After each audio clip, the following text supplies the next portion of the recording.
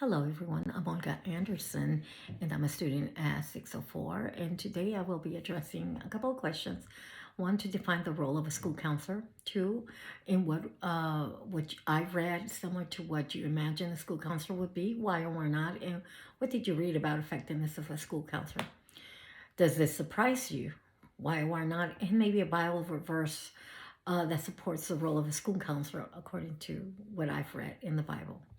Well, the first one, addressing the role of a school counselor. Well, according to readings in the American School Council Association website, defines school counseling as someone who designs and delivers counseling programs that improve student outcomes, that lead and advocate and collaborate, promote equity and access for all students by connecting me to their school, by connecting their school counseling program to the academic mission in the school improvement plan.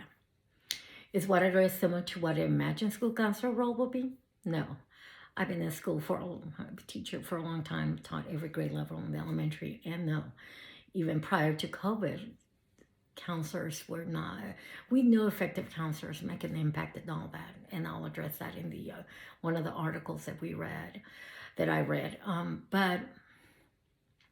But no, I mean, even prior to COVID, they were being asked to do, for example, recess duty, where they might have to break up a fight, and they had to address behavioral issues that to a student they might counsel, and they've always told us try not to get into that as a counselor, because you cannot counsel and discipline a student. You could do one or the other. And if you put a counselor in recess duty or cafeteria duty, or in a duty where a student might have an issue, a behavioral issue, then they become the person correcting it instead of counseling them through it.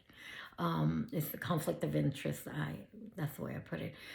What I read about the effectiveness of a counselor, well, for example, I read an ISD model implementation. Appropriate counseling is a ratio, student ratio. We all know that if the numbers are low in group, or the number of students the student counselor might have, for example, at the high school level, we know the outcomes are effective in helping that student go to the next phase of their lives.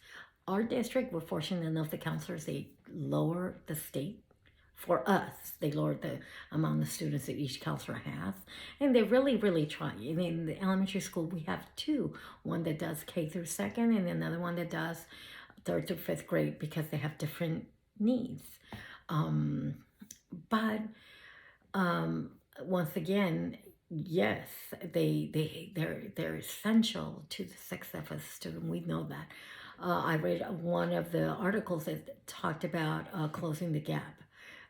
It was more of a school counseling approach, and how effective it was on helping students, Black African American students, in closing the gap when counseling was done effectively, and enabled students to pass those high state tests that we have.